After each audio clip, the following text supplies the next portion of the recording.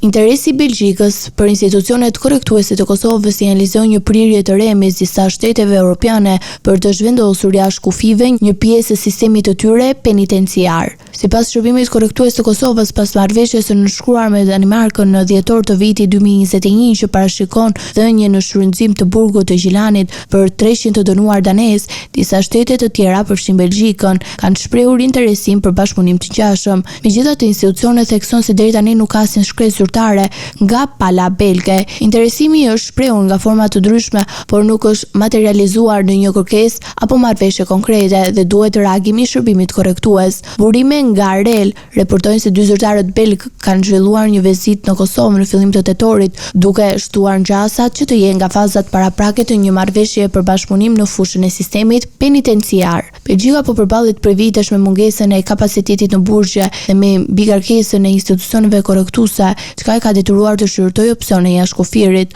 por planet për të sjellë të dënuar nga vendet e BE-s në Kosovë nuk ka kaluar pa polemika.